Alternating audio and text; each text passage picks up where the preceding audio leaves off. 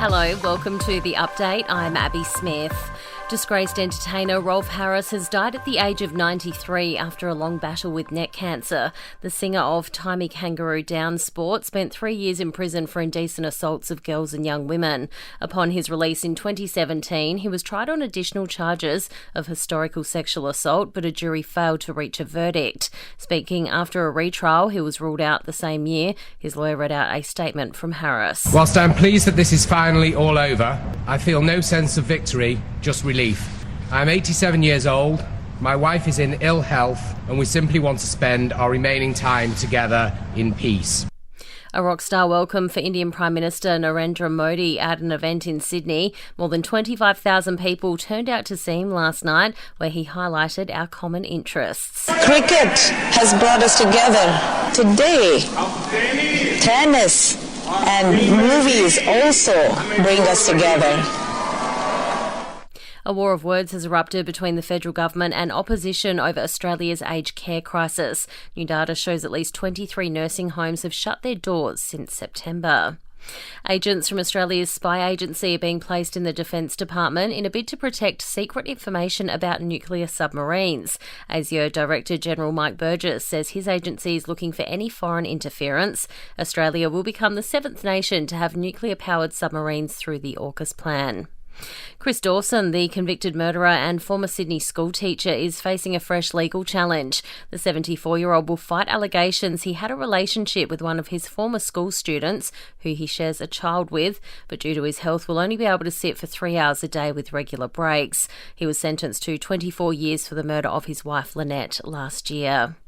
And to overseas, former British PM Boris Johnson has been referred to police over more lockdown-breaking claims. It's been alleged friends visited him at his official country residence, while the rest of the country was told to stay at home.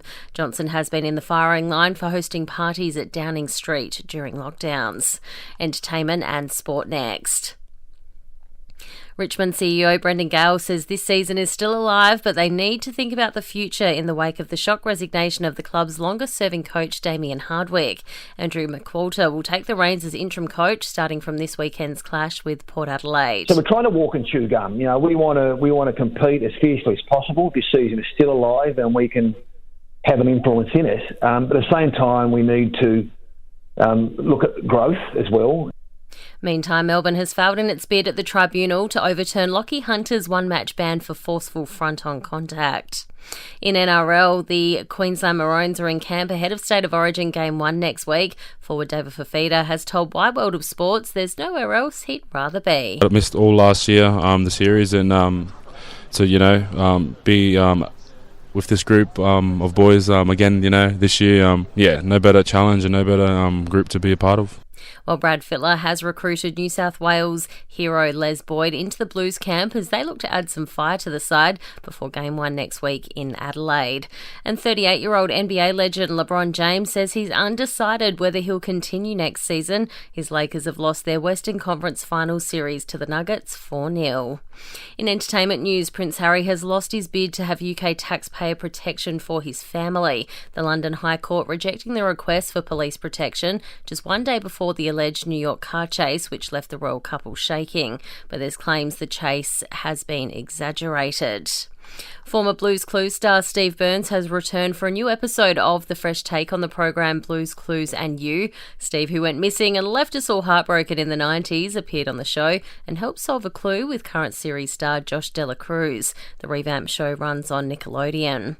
And a Taylor Swift fan has been inventive, to say the least, to try and make a quick buck. They've begun selling rainwater, which fell during her Eras Tour show in Massachusetts, and they're asking for $250 for a small container of H2O. And that's the latest from the Nova podcast team. We'll see you this afternoon for another episode of The Update.